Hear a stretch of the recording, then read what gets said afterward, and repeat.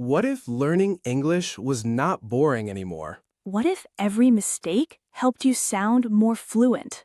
In business, leaders grow by learning from mistakes. And in English, fluent speakers grow the same way. This is not just an English lesson. It's real conversation, real mistakes, and real improvement.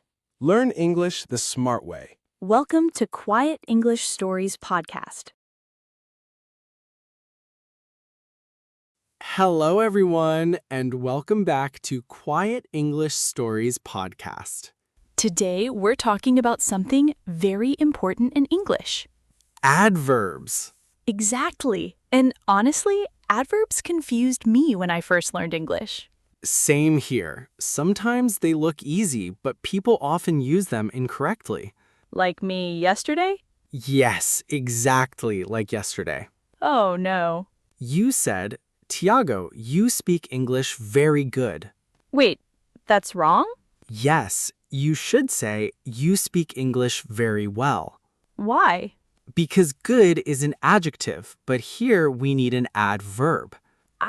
Because the word describes the verb speak. Exactly. So, what exactly is an adverb? An adverb gives more information about a verb, adjective, or another adverb. That sounds difficult already. Don't worry, let's make it simple. Please. Look at this sentence. Sarah speaks quietly. The word quietly tells us how Sarah speaks. So the adverb explains the action. Perfect. Okay, let me try. I drive careful. Almost. You should say, I drive carefully.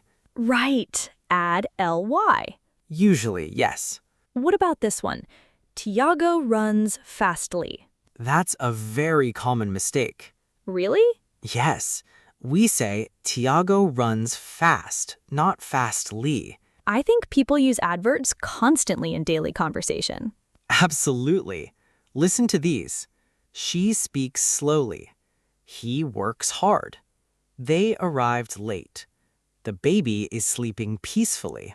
Oh, I hear these all the time at the hospital. Exactly. Native speakers use adverbs naturally every day. Okay, another example. I'm feeling happily today. Nope. Again?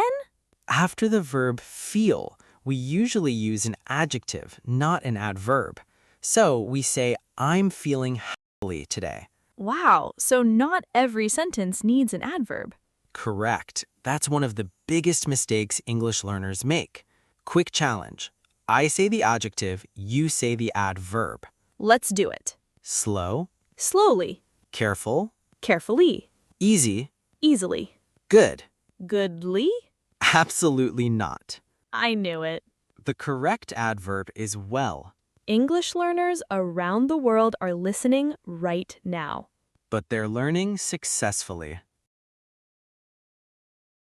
Now, let's look at the grammar rule from this chapter. In each episode, we will study one important grammar rule used in the story. I will explain when we use it, how to form it, and show you clear examples from the story and from everyday life. Don't worry if grammar seems difficult.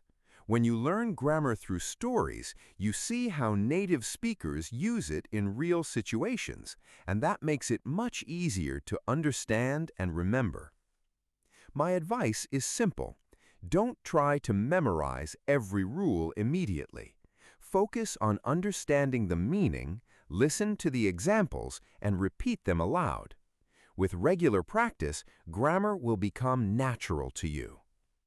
Take your time, practice a little every day, and most importantly, enjoy the learning process. By learning grammar through stories, you will not only memorize rules, you will truly understand how English works in real life. Now, let's learn 5 useful words from this chapter. For each word, I will explain its meaning in simple English and give you an example sentence to show you how it is used in real life.